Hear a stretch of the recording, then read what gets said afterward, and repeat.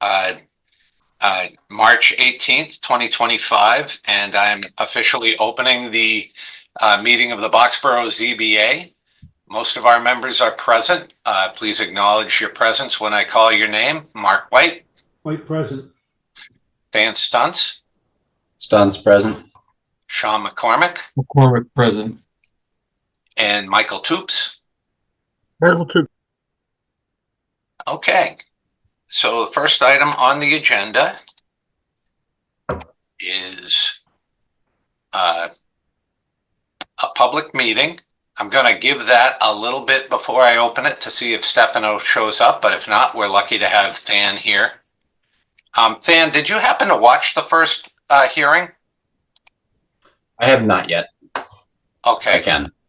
Okay, that might be a problem. So, Alec, is that a problem? If we continue after tonight, he can always catch that one back up, and then he can fill out the paperwork. If the board is ready to render a decision, with any special permit, it'll take a vote of 4 in this case. So just be cognizant of that. It would take a unanimous vote of the board to take action on this application unless we get Than spooled up. Or yeah, my only concern is Than hasn't watched the first meeting, or else I would have no reservation with him sitting in. So we're going to wait for Stefano for a moment. I'm going to check the agenda for other things that we might be able to do while we're waiting. But there is not a lot on our agenda. So We can do our minutes. do we have minutes? Yeah. we do. Oh, minutes of March 4th, 2025. Thanks, Mark. Good idea. So why don't, Alec, if you don't mind, we'll put up the minutes. Could you do that? All right. Does anybody have any amendments to make to the minutes? Stefano's coming in right now. Just so you Oh, know. great.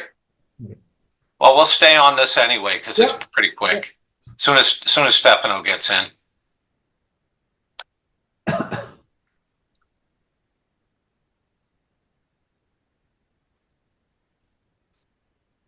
I'd make a motion to approve the minutes as written. Is there a second? Michael Toops, second. Okay. Motion to approve the minutes by Mark White and seconded by Michael Toops. Any discussion? Hearing none. As I see on the screen, Mark White. Aye. White aye. Than Stuntz. I'm going to pass. I was not there at the 4th. Okay. Sean McCormick. McCormick, aye. Michael Toops. Michael Toops. And Stefano, we are reviewing the minutes. If you have a comment about the minutes, we will take it. But if not, do you want to approve the minutes? Yeah, approved. No comment. Thanks. Sorry, I'm late. Okay. And Mark Barbadoro, so it's unanimous. Okay. So we're past time now. It is now 7:39. So, hang on one moment. Find my agenda. I'm going to open the public hearing. It's a continuation of 1146 Massachusetts Avenue special permit in accordance with Mass General Law, Chapter 40A, Boxborough Zoning Bylaw, Section 6.5, and Sign Section 2.2, the Board of Appeals, and 2.3, Special Permits. The Boxborough Zoning Board of Appeals will conduct a public hearing on Tuesday, March 4th, 2025 at 7:35 p.m. to review the application submitted by property owner Robert Lennon of Element to amend the existing special permit number 1998-08. The applicant seeks to replace existing signage. So we've gotten some more information from the from Alec and Mary Nadwarski, and I hope you guys have had an opportunity to examine that information. And I want to, if it's okay with the board, I want to ask Alec some questions about the information that we received. I want to make sure I understand it. Alec, the information that we have regarding the old special permit the initial special permit. It didn't include any other signage, did it? No, to the best of my knowledge, it did not. I reviewed the materials again this morning, and you have the original decision listed 97-08. You have the exhibits of that decision, which show a site plan, as well as several site photos of existing conditions prior to the installation of any signage. But the only mock-up that's provided at that time is the monument sign for National Technical Systems, NTS. That was the only actual visual imagery that was provided to us at that time. Otherwise, we have the original town clerk slip and the ZBA application that was filed at that time, but no supporting exhibits for the accessory signs. So we don't have a record of the other signs whatsoever. So can you tell us about, we also asked you for the supporting documents for the building permit application. Did the supporting documents from the building permit application show anything other than the main sign? No. So looking, what I did is I went in, I downloaded the complete data packet of the application from August of 2023. I'll pull it up on my screen so that everyone can see, but there were 2 JPEGs that were submitted. Mark, Yes, Mark. can I just, before we go to this, because you just went through the old decision, the original Yes, sir. decision. I mean, what was salient for me was it was clearly no additional signs identifying the building's owners or tenants shall be placed on the buildings. Small signs for information purposes, e.g. deliveries, parking, etc., are permitted but shall not exceed 1 square foot per sign. So it was very explicitly called out. And then further afterwards, it said any modification to the sign must be approved by the board. But that number 3 in that is the pertinent part of that application. And that's why there's no other signage shown on any drawings. We just basically said if you want extra ones, then they can't be more than a foot. So that those directional signs were explicitly permitted at a specific size. Yeah. Okay.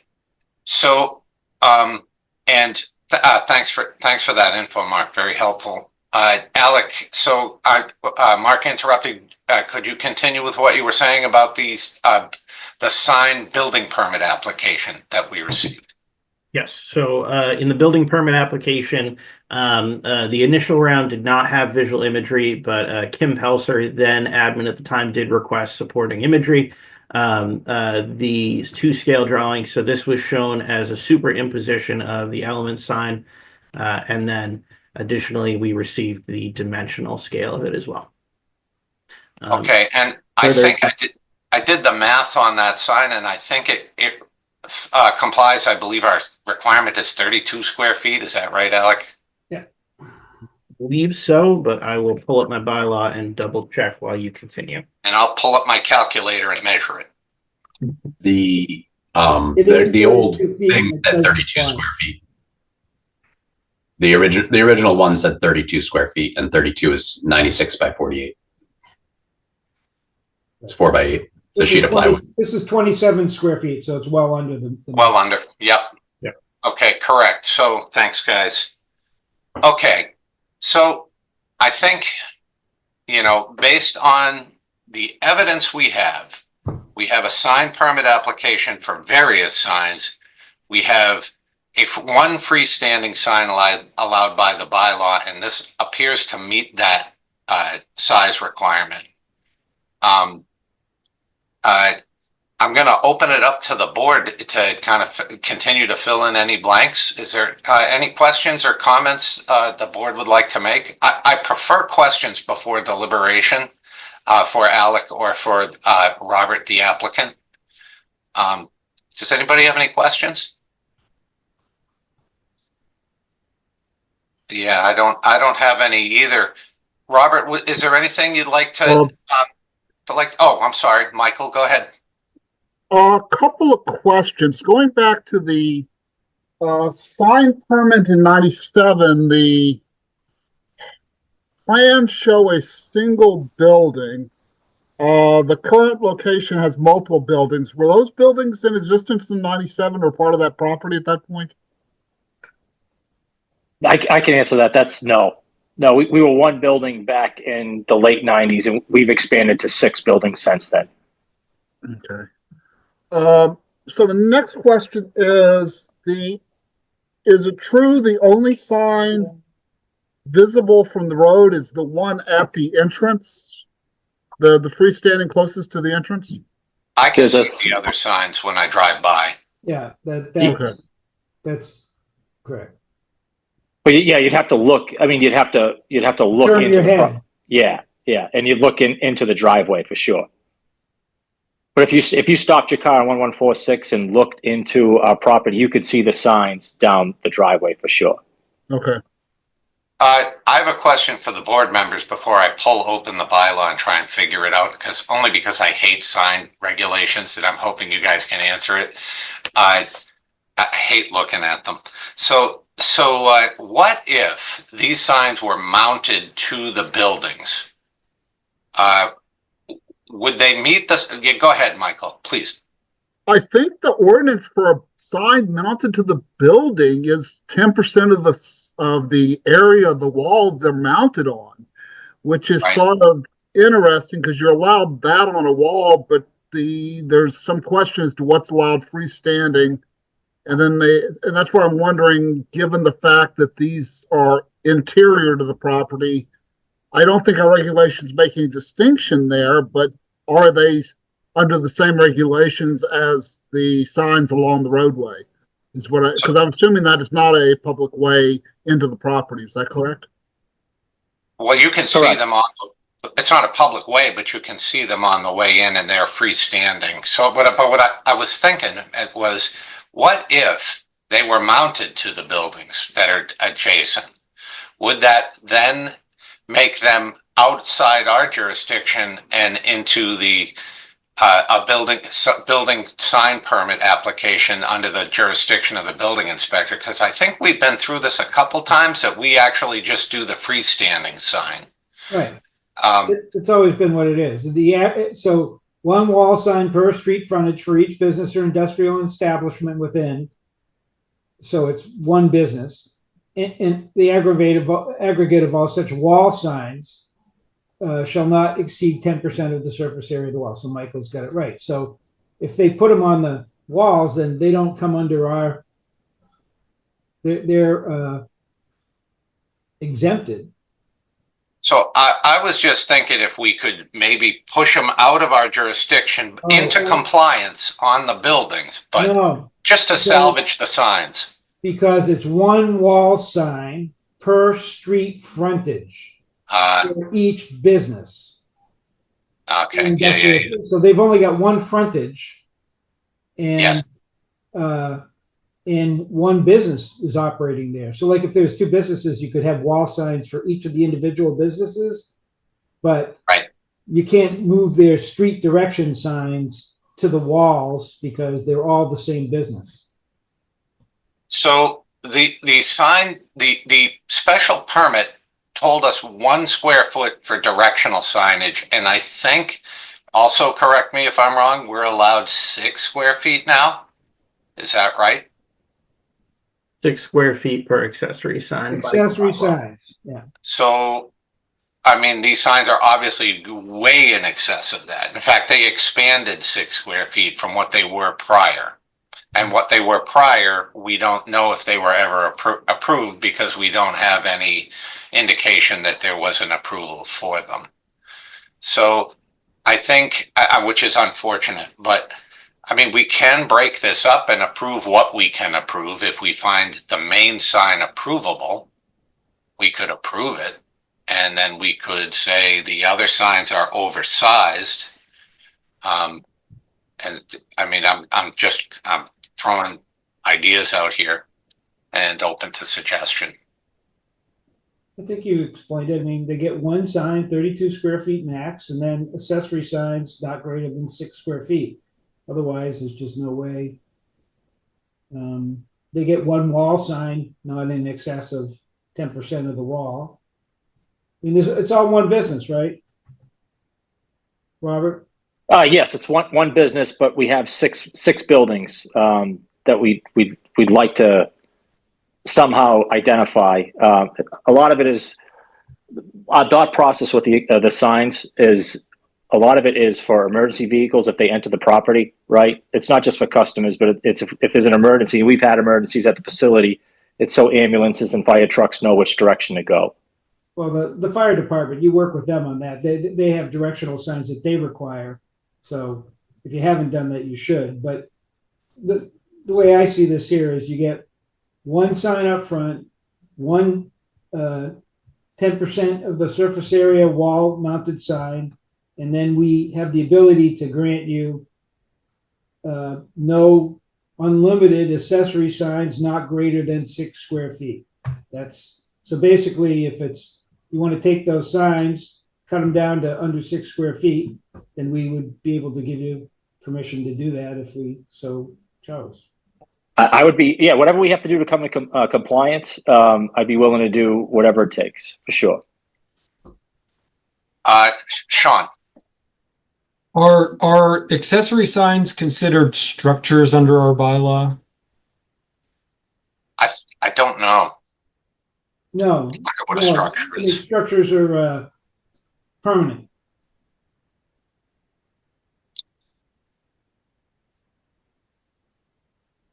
I don't think fences. A structure is anything constructed, erected, the use of which requires fixed location on or under the ground. A structure shall not include landscape features such as fences greater than 7 feet in height, stone walls or retaining walls no greater than 4 feet, bird baths, driveways, detached stills, open terraces, ornamental pools, outdoor fireplaces, planting boxes, shelters for household pets, tools having not more than 125 feet of floor area, sculpture, residential lampposts, mailboxes, fire suppression equipment, and their appurtenances, and dry hydrants. So there's no exemption for signs. I didn't. I'm going to have to rely on your keen legal mind to figure that much for me. It was a question. What section were you reading from? Was that It's under definitions, not under the sign section. It's under the definitions section. So you're way down at the end of the bylaw. Yes, sir. But there's no mention of structure in the 6511. Yeah, so if the accessory signs are structures and they've been there for more than 10 years, I don't know if there's anything we can do about that. I mean, I'm sorry to interrupt. Go ahead. Yeah, I mean, I think we can say, look, we're not going to authorize well, I don't know. I mean, I think that if they're structures, then they're lawfully non-conforming after 10 years. John, I would agree with you 100%, but the problem is he took down the ones that were there and he put up larger ones. And that the protection, that the 10-year statute doesn't confer lawful pre-existing nonconformity to it. And even if it did, I don't think that would entitle it to expand them. And so that's my issue. I think that if they were taken down and replaced, then yes, I am tugging at the wrong thread here. I think that's what happened because these ones are bigger than the other ones by 6 square feet, which ironically enough is the size of the the sign they're allowed to be.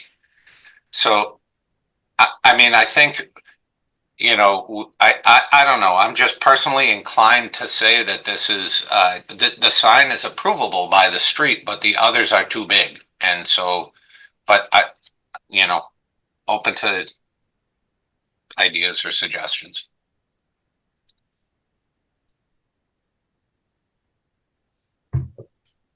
I think it's pretty easy. I mean, they messed up. They never came to the town for a permit for their accessory signs. They're entitled to accessory signs. We can grant them, but the bylaw doesn't give us the ability to grant them a accessory sign larger than 6 square feet, and they don't sound unwilling to do it as long as it helps them identify their buildings. I mean, I think it's, you know, all we can say is show us some new signs that are 6 square feet or less. And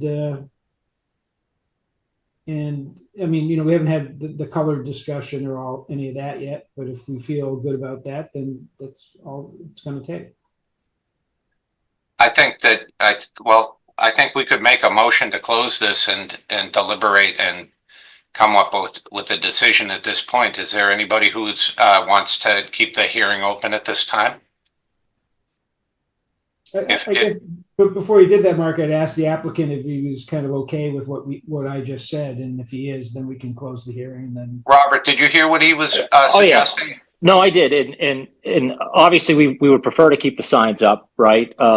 It did come at a cost, but I do understand that it's not part of the town regulation. So again, we want to be a good standing member of Boxborough, and if we have to adjust the signs to do that, we're perfectly willing to do that. It's not our first choice, right? But we completely understand. And the only thing I would ask is if you deliberate and come to a decision. I thought I heard somebody mention about something about the color. I don't know if there's a defined color scheme for the signs. I would ask that a decision is made on the size and the color so that we can change them appropriately, if that makes sense. Yeah, the decision will be based on the color, whether or not you can keep the signs up as proposed, and okay. Decide on the color when we deliberate. We'll definitely let you know that. Sounds good. Well, with that in mind, does somebody want to make a motion to close the public hearing? Michael's mic's off. Oh, sorry, Mike. Go ahead. Yeah, I'm sorry. If the board wanted to consider whether or not the signs could be approved, could that be done under a variance? And that would require a different hearing? And I don't know if we want to go there, but I'm just trying to understand the options. I think you could do it by this hearing, but I see Sean's hand up and he probably knows something about this. Go ahead, Sean. Yeah, if we didn't publish notice that we were having a variance hearing, then we cannot grant a variance. Okay. Thanks, Sean. All right. So, any other comments before we entertain a motion? Make a motion to close the hearing. Is there a second? Second. Okay, motion by Mark White, second by Sean McCormick. Is there any discussion? Hearing none. Mark White. White eye. Stefano Caprera. Stefano Caprera, aye. Michael Toops. Michael Toops, aye. Sean McCormick. McCormick, aye. And Mark Barbadoro, aye. So the hearing is closed. We are not going to take any more testimony. Dan, feel free to weigh in on whatever your thoughts are. I'm inclined to approve the sign. I think the color scheme is very. It's just two colors, white and blue, as far as I can tell, and I think it's consistent with the building. So I don't have a problem with the main sign at all. It fits the size. I'm hoping that the building inspector and/or Alec has looked to see whether the sign is safely placed, so it's not an obstruction to traffic. And so I'm comfortable with all of that. I don't think we issue special permits for accessory signage. These are too big. The building inspector has seen that there's a problem. I think we just leave them to him. And I think anyone is entitled to ask for a variance. You're not entitled to it being granted, but you're certainly entitled to ask. But as Sean pointed out, open meeting law would probably be violated if we just issued a variance without due notice for everyone else involved. So is there any conditions or anything we're missing, anything we need to think about if we issue a permit? Michael? The section F for accessory signs does say by special permit. Oh, it does? Yeah. I beg your pardon. Okay. Thank you for correcting that. May be permitted by special permit. Thank you. Yeah. Okay, so if you can also put them up by variance because you can derogate from the bylaw. So, okay, great. Mark. Just for the record, so that it's kind of clear to anybody who might ever watch this, if a variance was requested, personally, I would have voted to deny it because the bylaw is pretty clear, and it's upon the applicant or the landowner to understand where they are and what they've got to do when they've got to do it. And I really feel uncomfortable. We made the bylaw like that on purpose, and that's what we want. So I feel pretty solid on this. We're going to give them what they need, and unfortunately, they just didn't follow the process, and so that's how it works. So there's no free pass here, and variance is something you only give under really extraordinary circumstances, and I don't consider that. So I agree with the concept that you just said completely, but I do also believe that the applicant has a right to come forward and explain why there's soil shape or topography is uniquely a problem to his property and not. He certainly can make the argument, but it is a very heavy lift, and it is something that is, granted, variances are not easily approved. So it's to even try it seems like a tough proposition, but it is still available. Is there any other conditions other than the just a statement that those signs don't comply with the bylaw and probably need to be taken down unless a variance is obtained? Is there any other comments that, or is there a better way to phrase that, board or Michael? Well, the board would have to, if those signs were to stay up at the 6-foot size, we would have to issue a special permit for the individual signs. So if we are not approving those at this point in time, that would, I believe, require the applicant to come back for a new permit unless we approved a special permit for 6 square foot signs at this time. That's a great point, and I think I'm going to ask Alec about this one too. So, Alec, we're here amending a special permit, right? Mm-hmm. So we can alter the condition of the existing special permit to allow accessory signs of the allowed square footage, which is 6 square feet. So I think we can probably vote to amend the existing one to allow a number of signs that equal the signs that are up now, but to require them to be no more than 6 square feet. Is that something the board would entertain? Is there anybody who has a problem with that concept? Should Stefano? I just think just leave it to the applicant because there's large signs and the applicant may want to create 2 signs or 2 accessory signs with the information. So I'm assuming you said you want to approve the number and just say they have to be 6 square feet. Is that correct? Well, I don't think we can approve more than without hearing. He's put a number of signs up, whatever that number is. I could foresee myself approving, but I don't think I could give him carte blanche to put 1 million signs up. Oh, okay. No, I see what you're saying. But if he decides to have more signs, then he would come back. I understand. I would approve that. Yeah. I just, yeah, that's fine. That's fine. We would To do one sign per building, right. One accessory sign per building. Right. It seems like a reasonable thing because if they added more buildings, they could add more accessory signs. They've got a bunch of buildings there.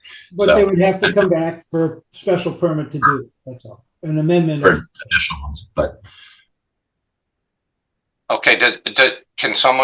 Should we vote to approve with conditions, or should we draft the conditions first and then approve it? How do you guys want to proceed? I think we could be one and done here unless I'm missing something or if someone is not comfortable with what we're proposing.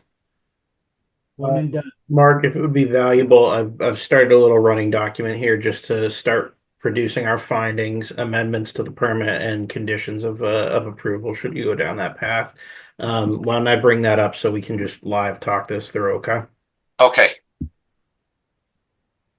Okay. So just off the discussion tonight, finding number 1: the proposed freestanding sign is compliant with the Boxborough zoning bylaw and may be allowed Finding number 2, the accessory signs are not permissible under this application and do not comply with the Boxborough zoning bylaw. Amendment number 2, because we have to address in the amendment that the freestanding sign may be replaced with the proposed new freestanding sign, or the previous NTS freestanding sign may be replaced with the proposed element sign. And I heard an amendment put forward that up to 1 accessory sign per building may be allowed up to 6 square feet per sign. I'm pretty comfortable with that thus far, but I also don't want to push the board into doing something that they may be uncomfortable with. So is everybody here, if someone is not comfortable with the direction we're going, please, say so. And if someone wants to provide better verbiage, please, let us know.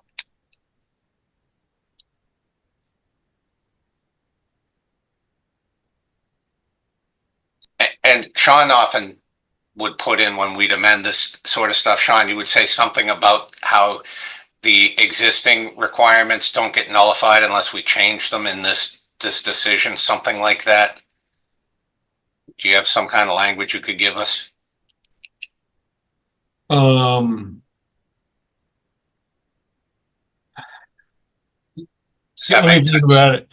I know what you're saying. You want to say something like, notwithstanding anything in this decision to the contrary, all terms and conditions of special permit 97-08 remain in full force and effect. Something like that. Is that what you were thinking? That's what I was thinking. If that's what, if you think it's needed, or somebody to, unless there's an objection. I mean, that's probably good practice. Michael. The 2007 decision, did that explicitly forbid wall signs with their 1 square foot per sign language? No.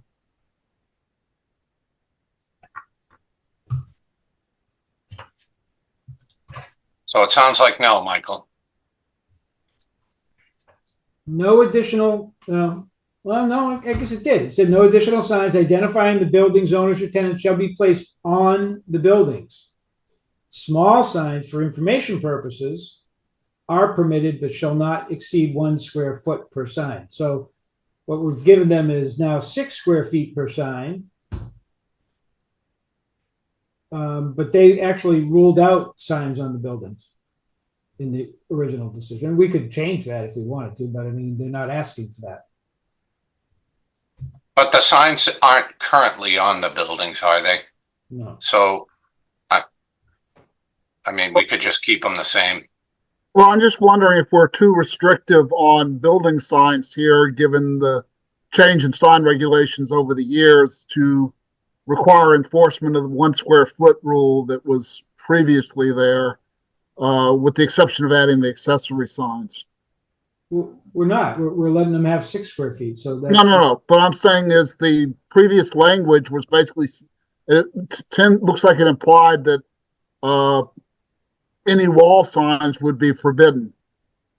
Well, no, it says, I think it says anything bigger than a foot is on the building. 2 sentences. No additional signs identifying the building's owners or tenants shall be placed on the buildings, period. Small signs for information purposes are permitted, but shall not exceed 1 square foot per sign. So I'm wondering if we're over restricting some of the things that are currently allowed in the bylaw with the special permit if we enforce all the language in the previous special permit. Is my concern that we'll be setting up for multiple hearings coming back for things that would normally be available by right.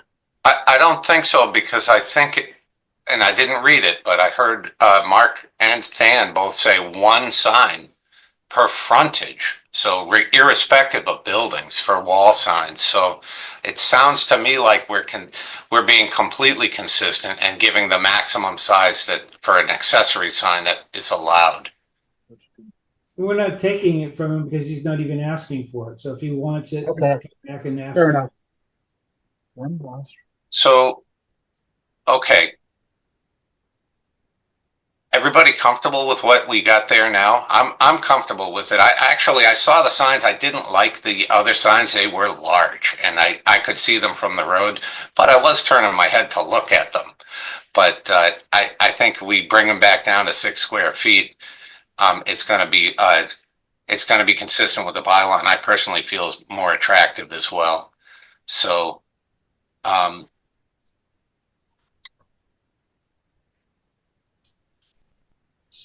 So what's the next move here? Somebody make a motion to, I have one more possible one that I was thinking.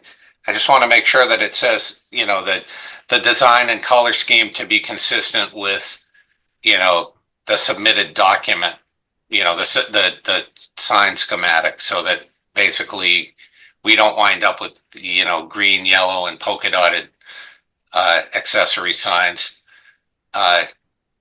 Something like that.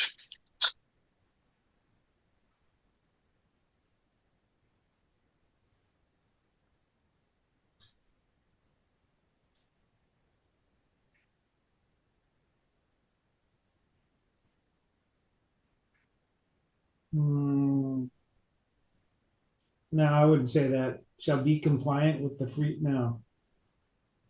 Shall be Consistent. in similar in design and coloration to the freestanding sign. You already say design and color scheme. Design and color scheme of any such accessory sign shall be used. Similar to- John, I think you said consistent. Consistent. Good one.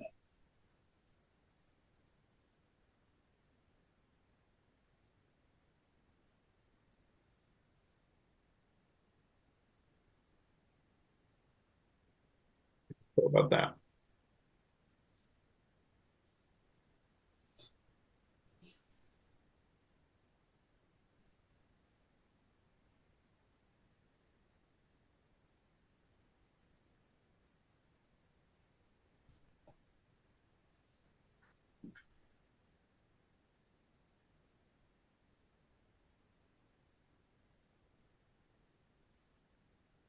Okay.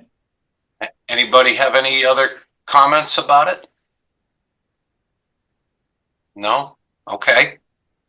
Does anybody want to make a motion to approve the sign with the conditions as stipulated in this meeting? So moved. Is there a second? McCormick, second. Okay. Motion to approve by Mark, seconded by Sean. Is there any discussion? Okay, hearing none. Sean McCormick, McCormick, aye. Mark White, White eye. Michael Toops, Michael Toops, aye. Stefano Caprera, Stefano Caprera, aye. and Mark Barbadoro, aye. All right, well, good luck with your signs, and I'm sorry that we have to make you take the other ones down. I think that was at least partially due to the fact that the existing signs were never approved in the first place, and that was misleading. No, I appreciate that. Like I said, we want to be in compliance with town ordinance. Whatever we need to do that, we're perfectly open to it. So I just have one question, if I could. Is there a formal finding that gets sent out? Should we not react until we get another message? Yeah, you can wait until the decision is issued, and then you can take them down and you can put the new signs up 20 days after. Got it. So after the appeal period's up, I suppose you could even put them up during it, but. Understood. Yeah, Robert. Thanks a lot, Robert. Yeah. Go ahead, Alec. Sorry about that, Mark. My apologies. I'm Robert. I'll give you a call tomorrow. We can talk through timeline and kind of your options and alternative. We'll just want to make Ed aware of this as we're going through it. I'm sure he'll be flexible and kind of work through this with you, given the error, especially that happened with the building permit originally. So I think we can be kind of flexible and understanding on timeline until you can get something else up. I appreciate that. Thank you. Yep. Okay. So we've done minutes. We've done the one hearing that we had. We have the rules and regulations. If anybody wants to bring up if anybody's done any homework. I haven't done any homework to it, and so I'm not ready. But if anybody else has, happy to hear about it. Anybody done any work with the rules and regs? Not this time. Does anybody want to deal with it today, or do we just put it off and I'll do some spell check on it and other things, and we'll get back to it at the next meeting? Yeah, I would prefer, I haven't made comments on it either. I would just prefer us all to have the comments at once, just so we can kind of assess it. Okay. Okay, that's fine by me. So, how do the rest of you feel? If that's it, then, we can take a motion to adjourn and enjoy our lives. Mark, if I could, I'd like to ask for two things from the board. Yes. I would like to set an April meeting of the board while I have you all here tonight. If we could just double check our calendars. I am anticipating submission of a special permit application probably this week, if not next. And I do know that there is an April vacation week in the month. So I want to be cognizant of that and anyone's schedules for travel or kids' time. I think has the application been filed yet? It has not. Okay. Yeah. If the board would prefer, we can wait until it comes in and react at that time. My only other thought is if you were ready as a board to commence a public hearing on your rules and regulations, I just need 3 weeks lead time to get that public hearing noticed. I'm not ready yet without getting it a little cleaner along, and also give everybody a crack at reading a clean copy and just make sure that the rules are the way they want them to be. So I think we still have time, but the only reason I asked if the application came in is because I didn't know if we could at least know the address so that the board could drive by the property. But I'm not sure that we're ready even for that. So. No, that being said, tomorrow the Conservation Commission will be meeting and they will be issuing a recommendation with the expected ZBA application forthwith. So once that's issued, I can forward along to the board. That actually meeting will have a lot of information that will be pertinent to that special permit application that is forthcoming. So you guys may want to get that meeting on your radar, either to just sit through it or not get the minutes afterwards. Could I just ask board members to look at their calendar for April 15th and April 29th as to whether either of those dates are flexible? I believe the week of April 21 is the vacation week, so I'll leave that one alone. Yep. Yeah, both are okay. Both should be fine for me. What are the dates again? One more time. 15th or 29th of April. I will be gone on the 29th. Sean, I saw you nodding your head. Are both dates acceptable for now? Yes. I'll be doing my taxes on the 15th. Both days are good for me too, so we should try and hit it so that Mark can be around. Okay. I will reach out to the prospective applicant and see if we can't make sure that gets filed in time to notice for the 15th. What was the meeting for this? The joint meeting? I saw a date came out for that. I don't have it handy. The joint meeting is a executive session to discuss litigation.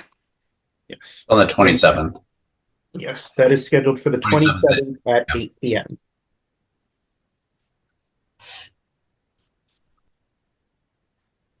And thank you, everybody, for accommodating that meeting, especially back-to-back weeks with this. Mr. Chairperson, that's all I have for you tonight. All right. Does anybody want to make a motion to adjourn? Motion to adjourn. All right. Moved by Mark, seconded by Sean. Any discussion? Hearing none. Sean McCormick. McCormick, aye. Mark White. White eye. Michael Toops. Michael Tips, aye. Than Stunts. Dunn's aye. Stefano Caprera. Stefan Fry. And Mark Barbadoro, aye. Thanks, Al.